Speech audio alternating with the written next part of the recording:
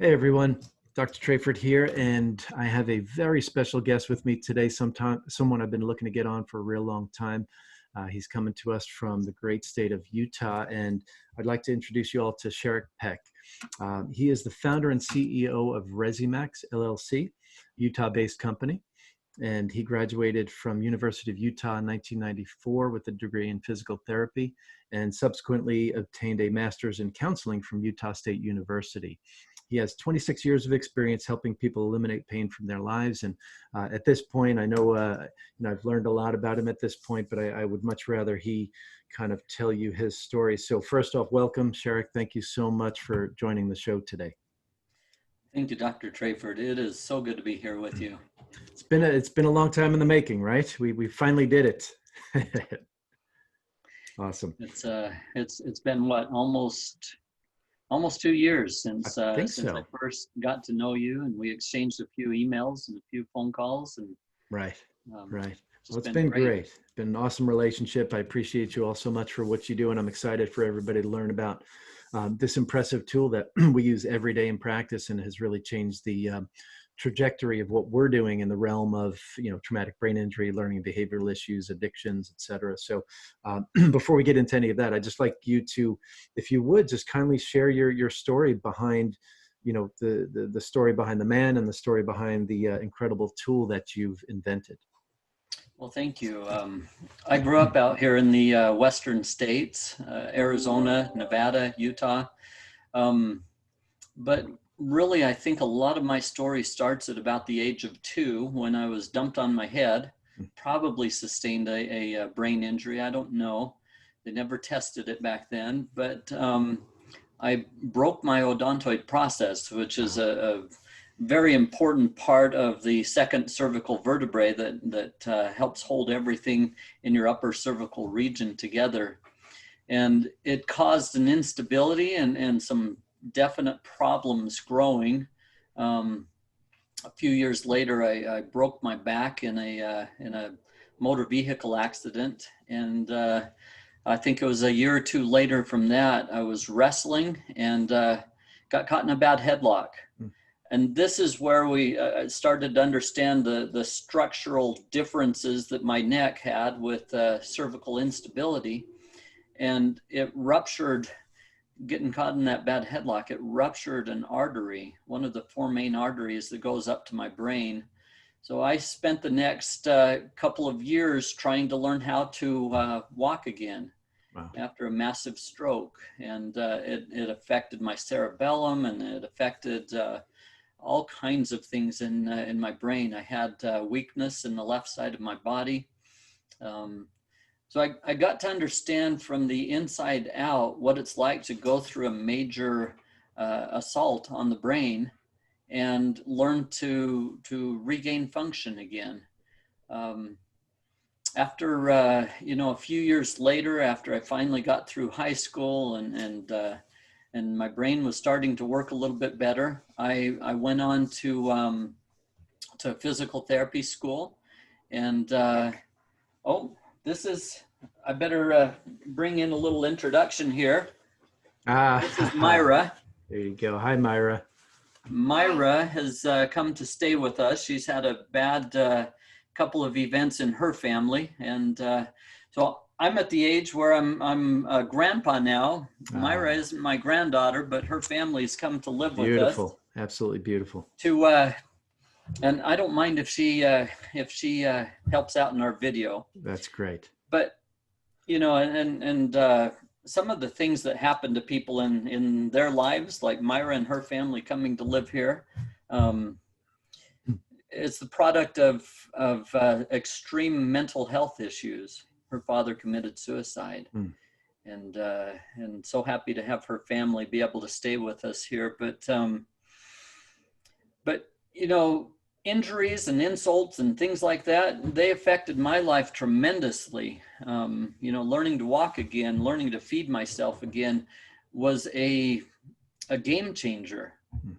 I came to really understand from the inside out that if the brain is not functioning very well, it's hard to get everything in life to function correctly.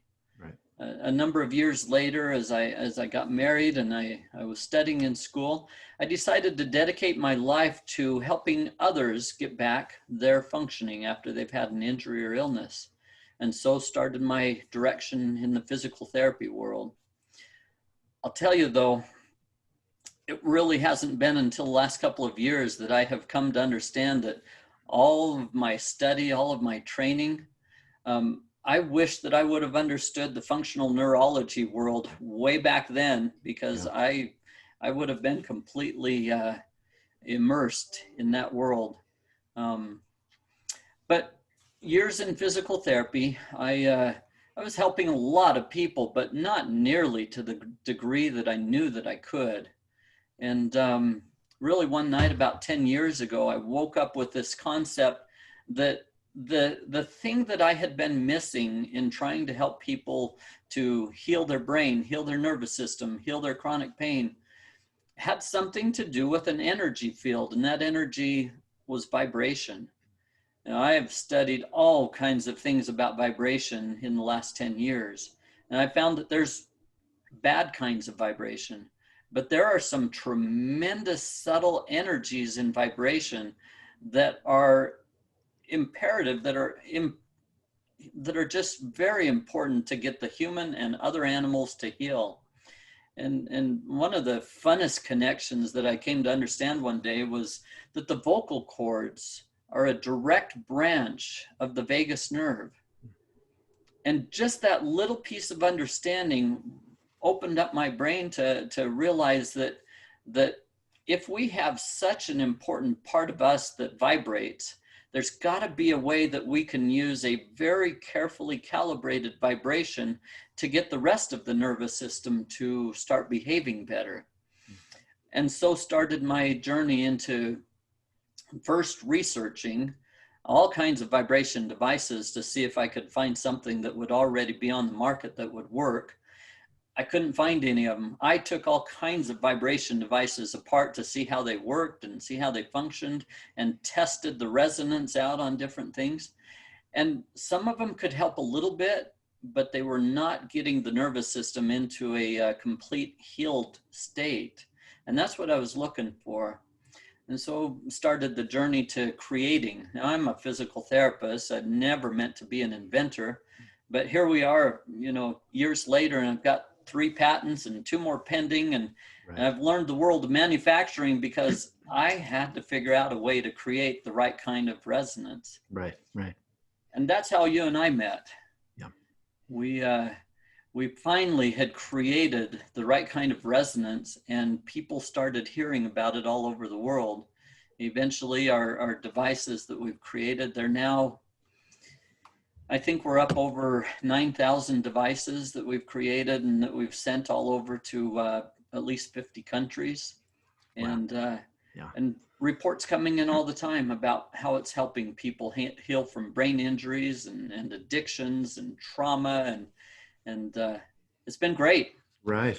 And that's the thing too, because necessity is the mother of invention. You created this thing for your own means and your own healing, which, my goodness, what you've lived through, any one of those conditions, the odontoid fracture, the stroke, et cetera, any one of those could have, really, theoretically, figuratively or literally ended someone's life. But you persevered and you found things that worked for you, and that's where the most incredible inventions come from. And yes, yours too, it seemed like the initial emphasis, from what I understand and talking with you over time, seemed to be more on the physical pain, but clearly over time, and from our perspective, because we don't see very much physical pain in our practice, it's the psychological pain and the other types of emotional trauma, et cetera, that people go through, that it is just as effective for, if not more effective. Hey, how are you? Thank you, Myra. So I mean, it seems to be just, we're all frequency based. We talk about this all the time. Everything around us is frequency, light, sound, everything, vibration, you name it. But I have to say, I have used countless vibration tools in practice over the past 20 years, and nothing I have used has come close to the therapeutic benefits of this particular tool. And I know we've talked about this, but kind of in layman's terms, what is it about the frequency or range of frequencies on this particular device versus, say, I don't want to name other devices, but some of the more, kind of aggressive vibration devices, the handheld ones, that, they do have ranges of intensity. But can you talk about that a little bit, and where that healing property of the frequency comes in? Absolutely.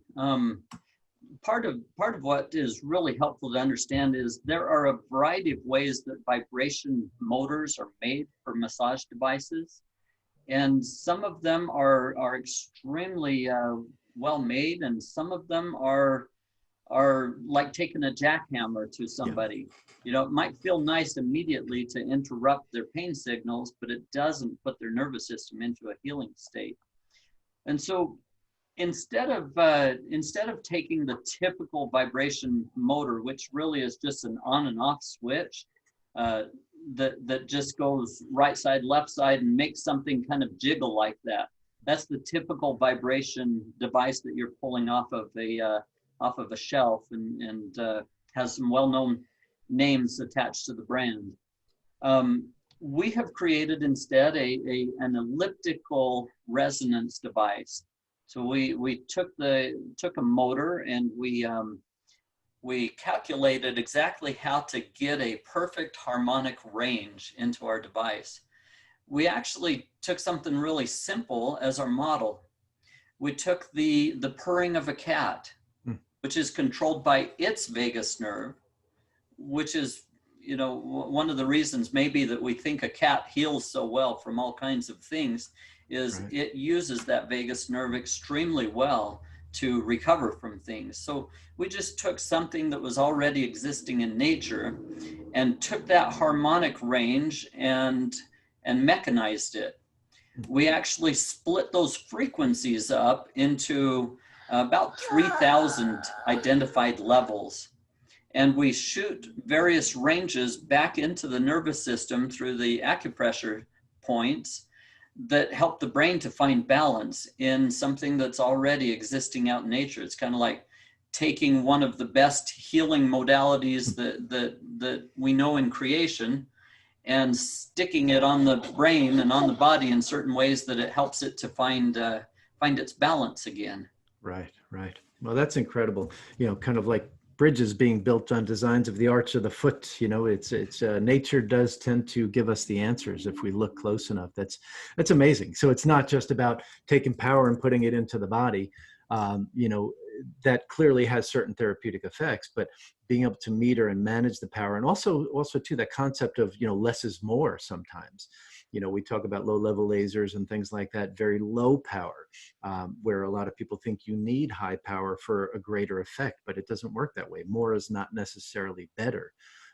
It's about tapping into what is appropriate for the body and giving the body and the brain information so that it can begin its processes or cycles of healing. So is that kind of in line with your thinking as you put this together?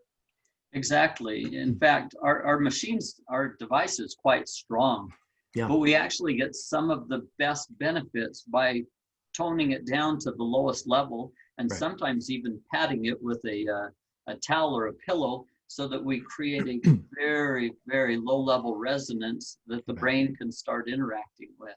Right. And Yeah, I've been fascinating to I've see been what somewhat afraid to turn it up as long as I've had it, because we tend to do well in the lower frequencies based on the populations that we see. I know we've talked about, and I just asked you the other day, when do you really get it up to that level 10 or so? And it's, with the muscle scraping and the pain syndromes. And we'll talk about, what is muscle scraping and that kind of thing. But yeah, we tend to live in the lower frequencies on a lot of things, not just vibration, but neurofeedback, laser, et cetera. So it's pretty interesting to see how we can dial in frequencies for the types of conditions one has or the populations that we see. Yeah. Good, good, good. So why, it makes sense, there's kind of an understanding of why, you called it the tuner, but why a tuner? What's tuner versus vibration? We've been talking about some of the differences, but why tuner? In working with so many injured individuals over the years, I've noticed that the body in its full healthy state seems to be like a finely tuned instrument. Yeah. And that when a person has a concussion or has a brain injury or a stroke, it seems like so many other processes in the body are all out of balance as well. And the best thing that I could equate that to is a finely tuned instrument that is beautiful and ready for a concert that got banged and run down a hill a few times, and suddenly it's out of tune. It's, you know, maybe not capable of holding its same tune. So this concept of tuning is just simply bringing the nervous system back into a high level of functioning, just like a finely tuned instrument or your car. Right. It doesn't sound so good if that car is, you know, out of tune. And that's something that makes great sense to my mind. We're just simply tuning the brain or giving it a point to tune to so that it remembers how to hold itself at a better level of functioning. Right. That's great. Yeah. And when we have folks use it on some of the various settings, you know, something they talk about is how they just feel more kind of in tune, more connected to their body. So, you know, I think so much of it we can explain, but there's also this whole element that, you know, that's beyond our pay grade, so to speak. You know, that we're just, you know, scratching the surface of the understanding and the capabilities of, you know, vibration of this nature. So I'm real excited because every day I work with it, I just have a new realization or understanding of what can be done. So tell me a little bit about just share, you know, aside from your healing process, just, you know, give me one or two of your greatest success stories with the tuner. You know, one of the funnest ones that I've had with it scared me to death. I was in the clinic and a person came in and she says, you know, I've been having frequent seizures and I've heard that you've made this machine. What can it do for me? And, you know, I started just checking her pressure points and touching on her neck and touching on her foot. And all of a sudden she flipped into a full-blown grand mal seizure. And it just, I had not ever seen that happen before. And I knew exactly where I'd pushed on her. It was a spot on her neck that kicked her nervous system into that. Now, I wasn't really afraid because I knew what had happened, but I'd never seen the nervous system freak out in such a strong way. Right. And immediately I started to understand a few things about resonant frequencies. Immediately I grabbed the tuner and I thought, well, okay, if that spot, which was on the right side of her neck, just at C1, C2, if that spot with some pressure on it triggered her into a full-blown seizure, I wonder if I could use some of the spots on the left side of the body, which would be the opposite brain pattern, to help bring her out of that. And over the course of the next 5 or 6 minutes, I played with different pressure points and was able to watch her completely come out of a seizure. And she said, this has never happened before, that I feel so good after the seizure. Usually I'm wiped out for hours at least, but I just feel awful. And that makes sense because her brain has just done a complete reboot. Now, somebody that's got this pattern going on inside of them, their nervous system is completely out of balance or out of tune. And being able to experiment and discover what would help turn her seizures off, it was so fun because we watched an individual that had not been able to work in 6 months because of these massive seizures. And we were able to teach her and her husband the points to hit, which would bring her out of a seizure. The next step we were able to go to was teaching her nervous system how to stop going into a seizure pattern. And it took just a couple of months before her seizures, which were 3 or 4 grand mal seizures a day, were down to where she was just having one every few weeks or so, and then one every couple of months. And watching that pattern change, I learned so much that has helped guide a lot of the development of our Tuner Pro, which is the model that you now have. And it helped me to understand an awful lot that we put into the the techniques that we teach people that help people all over the world now. That Right. was one such one such experience, but we've had dozens and dozens and hundreds of experiences watching people have their migraine headaches turned off. We've watched them learn how to stop having migraine headaches. One of my favorite ones, and you can see his video on YouTube, is a little boy that his parents brought him in to me and said he's been having chronic, awful headaches daily, unrelenting, day or night, for almost 6 months. And it took us, again, about a month or two to be able to turn that process off for him and to watch him get his life back, start back going to school again and being able to function. And now he's playing basketball again. And to watch these changes in a person that was essentially curled up into a ball, it's life-changing, and it's so fun.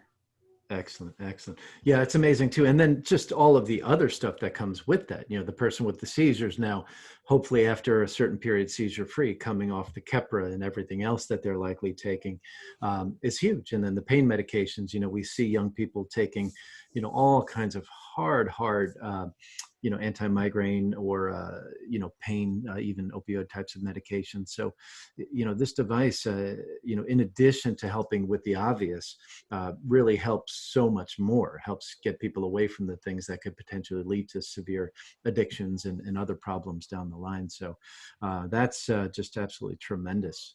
Now, you touched on resonant frequencies. You said the magic word there, resonant frequencies.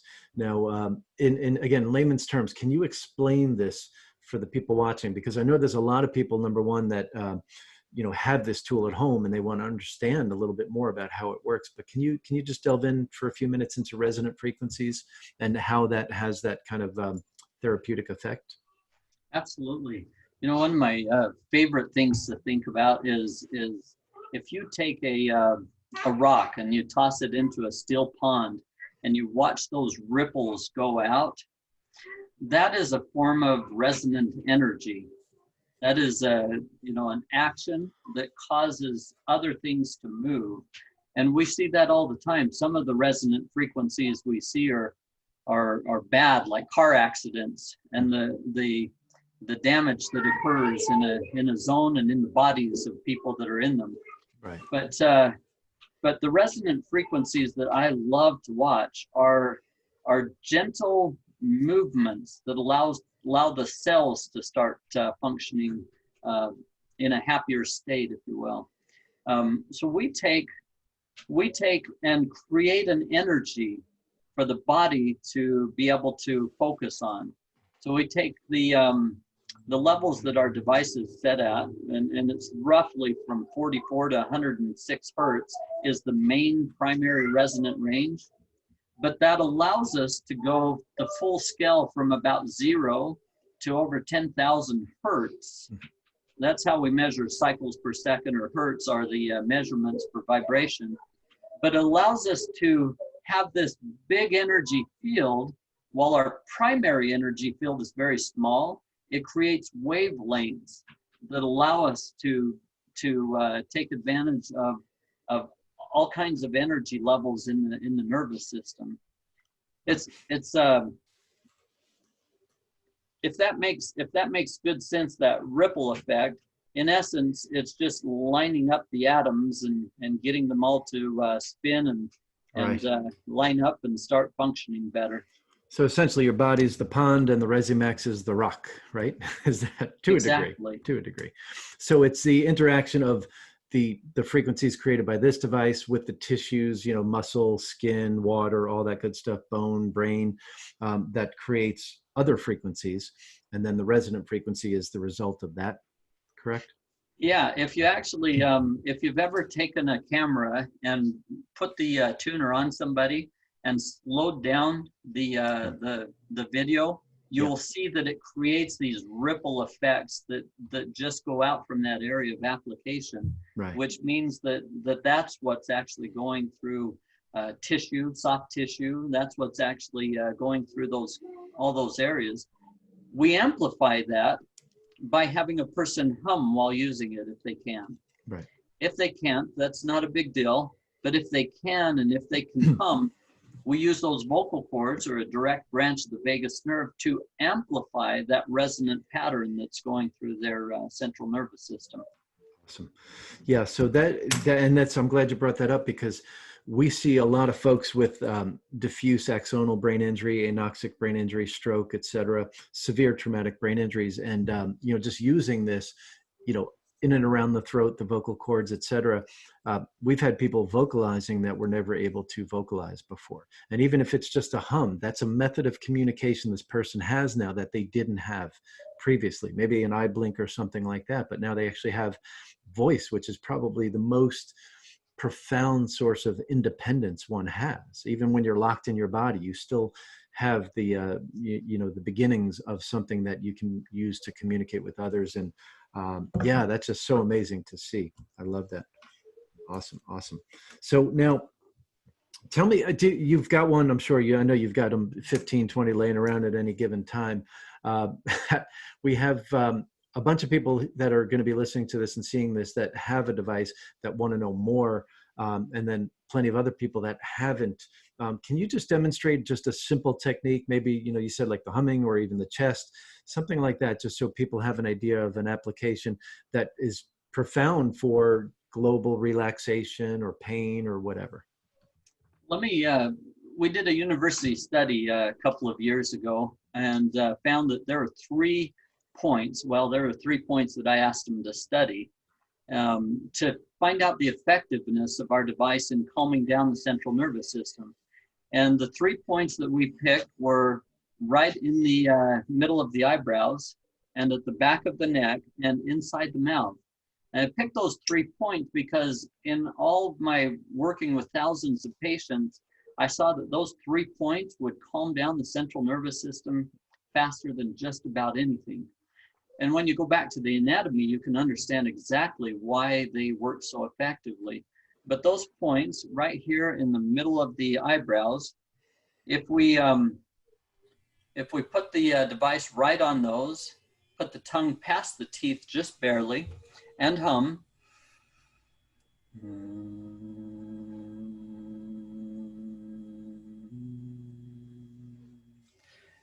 It doesn't take very long at all, but you can see the central nervous system starting to get that message.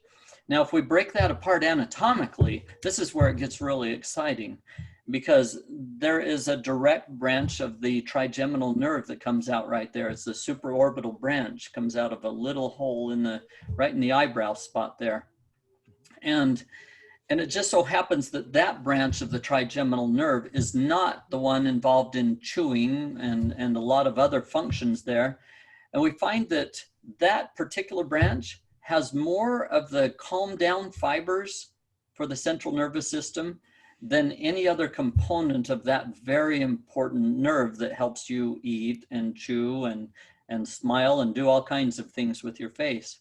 So we take those pressure points, and in essence, we've got a perfect entry into the brain through a cranial nerve. But better than that, we also go in through the sphenoid bone and through other structures to get right into the middle of the brain through those points. Now, I was just fascinated watching people, calm down their headaches and turn off their migraine and wondering why those points were so effective. But you just follow the anatomy and you can see exactly why that works so well. From there, you can just apply it to any part of the body. In particular, I love this point at the back of the neck. We put it so that the body of the device is just down, straight down our spine. These points on the outside hit against this very important sternocleidomastoid muscle. That's one of the most important big muscles trying to hold your head on and not let it roll on down the street. And so we hit those points, and we hit these points, the what we call the suboccipital muscles in the back of the neck, and they have a profound relaxation effect on the central nervous system. From there, just taking that understanding and amplifying it with our intonation, we can teach people how to get to the point where, like a man that came into my clinic the other day, and brought his daughter because she was having one-sided tremors after seeing a doctor. Um, he said, "Can you get it to calm down? And can you teach her how to do that humming thing? Because you have taught me how to do this, and I can turn off some of my significant low back pain just by humming because I've used the tool and I've learned how to calm it down." So there's just so much fun that we have in applying the device onto some of those acupuncture points that get the entry straight into the brain and teach it how to start calming down. And from there, we can teach the brain how to function better over time and eventually not even need the device Right. because it's learned how to keep itself in tune. Right. I love that to say that, because anything we do with folks, we tell them all the time, hopefully at some point you won't have to use this anymore. That is just, that's great. Now, tell me about the humming while we're on that. Are you trying to match the frequency of the device as best you can, or does it matter how you hum? Because some people really have a hard time. We'll talk to them about matching the frequency of the device, but some people have a really hard time because of, neurological issues. What's your suggestion there? So it is faster if you can match it. But some of our patterns that we developed into the device, it's got these 4 algorithm patterns, and the frequency is changing what must be 30, 40 times per second. Mm-hmm. And so it's really hard to match that. Right. What we found is that just a low level guttural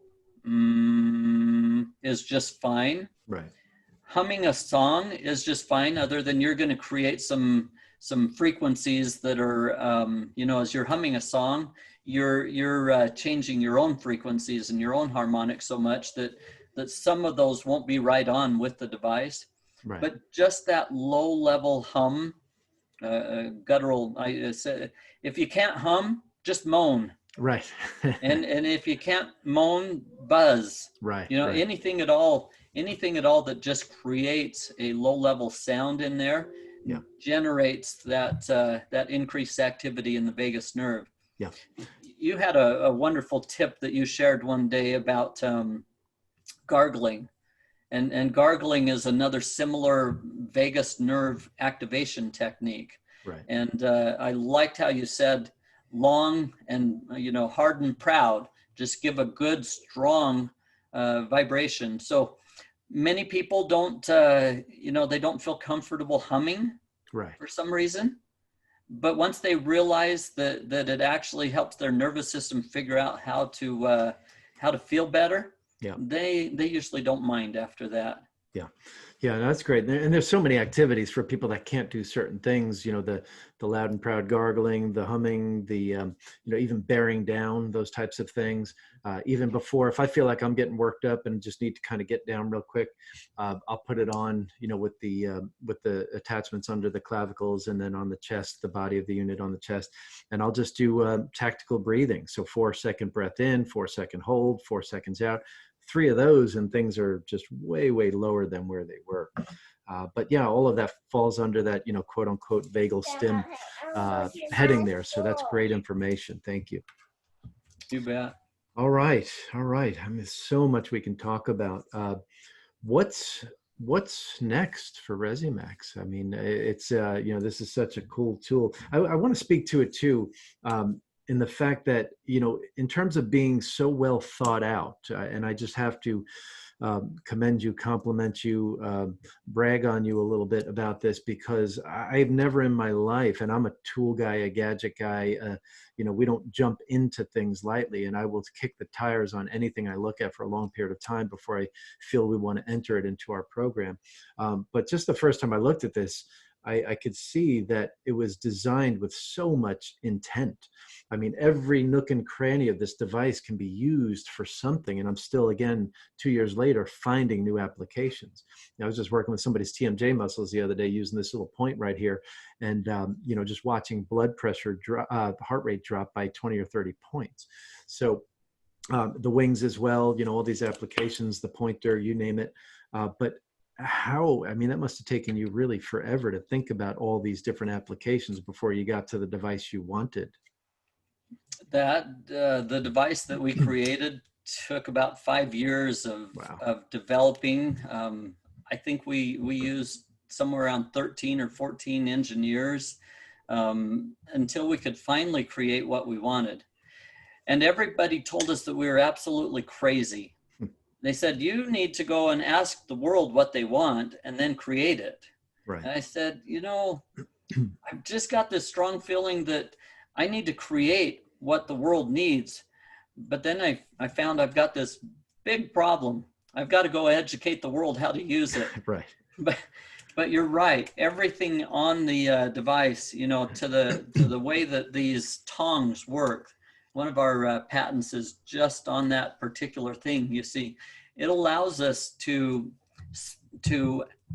take the resonance that's created in the middle of the device here and have the exact same forces come out of these tongs at the end here.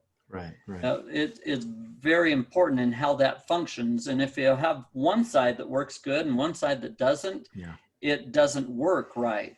And so we took a long time and a lot of engineering work to go into that ability to create that exact resonance through our application here. It's got these wings on it, which we created the very first device that took a very ancient technology, which is just simply taking a piece of bone or a piece of rock and scraping the body with it. That's been around for years. And in all of our Eastern philosophies, it's been used for a long time. I was in Japan just a few months ago, and they call that technique guasa, using a small curved end to rub on spots on the body to wake up, essentially to get it to heal better. Well, we took our resonant patterns and we took the best shape that I could figure out here to be able to get into fingers and get into points in and around the body. And I created what they called a flying squirrel body. And, but it makes it so useful. And so I was just trying to figure out everything that I could in here, the curves in it, everything that's designed in here was made so that it would fit against some part of the body in a way that I hoped to be able to get it to calm down and get it to function better. Right. It was a lot of work. I bet 5 years. My goodness, you are you stick to it. That is just awesome, and I'm glad you did. Yeah, those wings too are really impressive because I've had a lot of soft tissue work done, and there's lots of techniques that use curved devices, metal devices, and others that can be incredibly painful. Especially if not done by a seasoned professional. But with the vibration, with the frequency applied to it, it almost creates a frictionless application, which is really, really cool. Because especially when you talk to somebody about, okay, now we're going to start scraping your muscle, they think, what's going on here? But then they realize very quickly that it's a very low pain option, particularly if they're already in pain, which nobody wants more pain than they already have. So that's great. Good.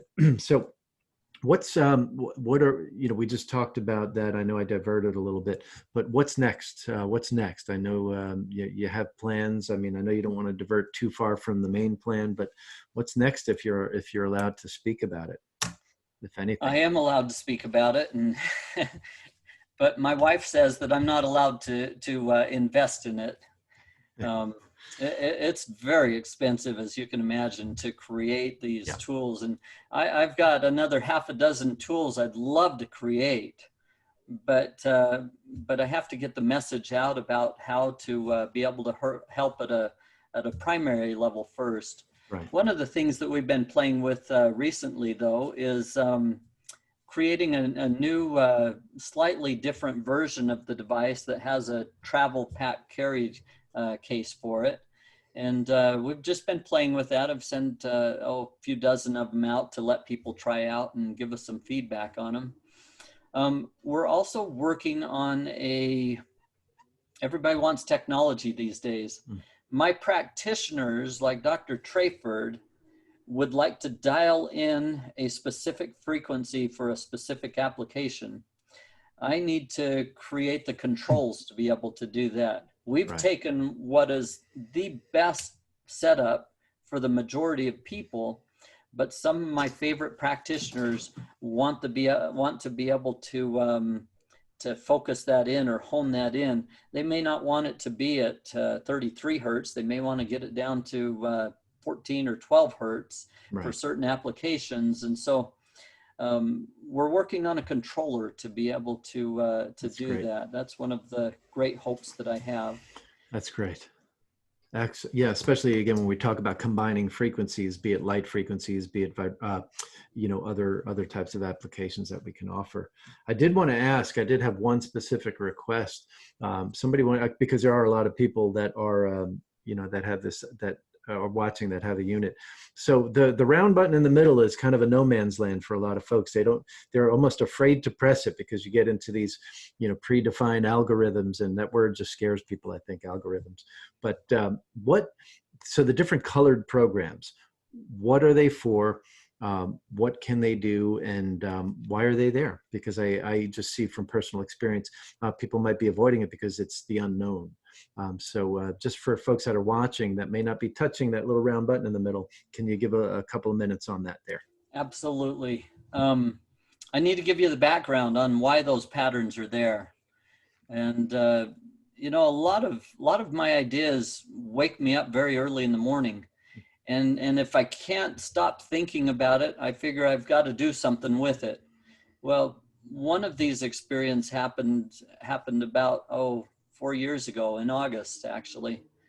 And I woke up with this understanding or this concept that now that we were creating energy that we could give the nervous system something to tune to, I needed to create some other patterns into the device to help the nervous system take its functioning to a much higher level. And in particular, these 4 different algorithms. An algorithm is just another name for a pattern. These 4 patterns came to my mind. And the first 3 of these, I really understood why we needed them. You see, they're essentially just like taking the waves. When you're sitting at the beach and the waves are coming in, we're taking those waves of energy that our body is used to. It's used to all kinds of waveforms, and we're just creating something for it to follow. In essence, it's kind of like a herd of horses that runs rampant. If you can get in front of that herd of horses and start turning them, you'll get them to calm down. As long as they're running straight on, there's hardly anything that can stop them. So we created these patterns of going up and coming back down very gently, just like waves of the ocean. And these first couple of programs do that very nicely. In particular, the blue one, it takes about 4.5 minutes to go through a cycle of up and slowly down. And then we put some mathematics to it. Now, during that cycle, it goes through about 3,000 calibrated energy points. So we're giving the nervous system a very complex song. It's just like running a bunch of instruments and the body is learning a tune or a song. We're giving the body a song through those energy levels. The second program is exactly the same as the first, but it does it about 3 times faster. So it's exactly the same patterns, but it speeds it up. Now, our concept for this came from watching my kids play piano. They would get a really hard piece and they would start playing it, and it sounded awful, but over time you started to notice that there was some form to that piece that they were playing, and they would play it awfully slow until they could get all of those notes. And then they started speeding up faster and faster and faster. And pretty soon you recognize that that's Pour Elise, and that's a neat song. So the blue mode is a great learning mode for the brain. The green mode is taking that song and playing it concert level on steroids. Okay. Next, we have the third mode, which is I put a red color on that for a purpose. I didn't want people using that one just willy-nilly. That's the most important one to understand. That mode is actually flipped or reversed from our first two calm down modes. The blue is very calming, the green is very calming, but it also gets your nervous system ready to compete. That third algorithm flips everything like you've just ridden a roller coaster, which is very important also for the nervous system sometimes. You see, we could take a person that's had a bad seizure pattern and run that red frequency through there, which wakes up the central nervous system. It's kind of like grabbing a chain on a big unmanageable dog and just yanking the chain so that it realizes, whoa, I've got to stop. So the red mode will wake up the central nervous system. I will always follow it up with blue or green. Okay. Because I want to get it back into a nice harmonic waves of the ocean balance.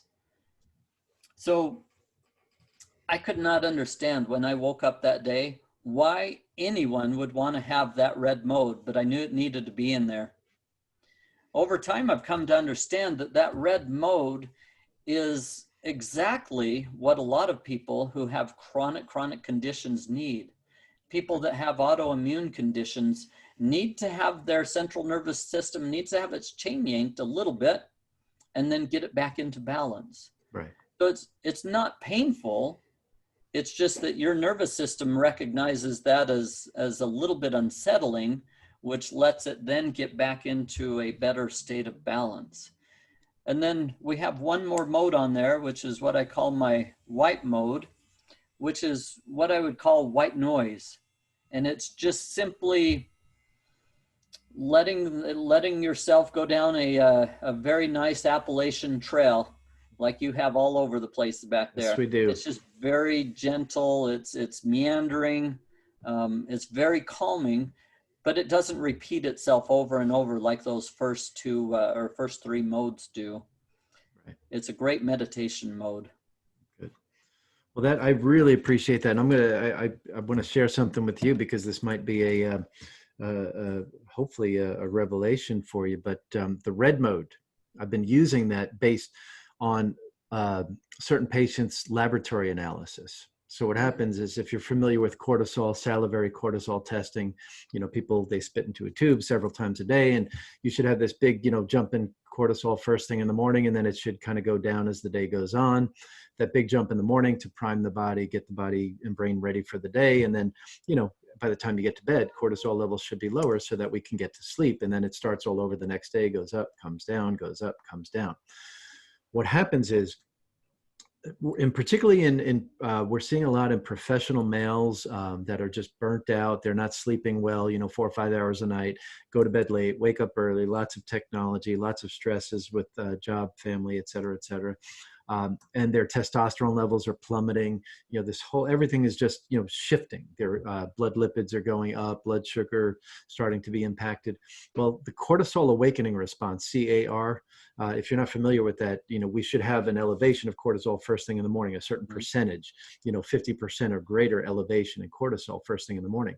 Most of these men in particular, we're seeing actually negative numbers. So they're waking up, and what they're having is they're starting pretty much flatline and going flatline all day, maybe some spikes along the way. We're using that red setting for them. As soon as they wake up in the morning, just put it right on chest, neck, other places. So we're actually creating a stress response first thing in the morning to elevate those cortisol levels artificially. So now they can start to get this flux, this up and down, up and down. Now we're starting to retest them 2 and 3 months later and seeing much normal cortisol patterns. They're sleeping better. We haven't gotten to the testosterone retests just yet, but that's next. So pretty cool stuff. That is brilliant. That's a perfect use for that red mode. Right, right. It is designed to wake up the central nervous system. I tell people, don't use that mode late in the evening because that's when you want to be calming down and going to sleep. Right. But that's a perfect way, and it definitely, I have known that it has quite an effect on cortisol and adrenaline. Right. Um, and I'm interested to know if it has an effect on that testosterone level as well. Yeah.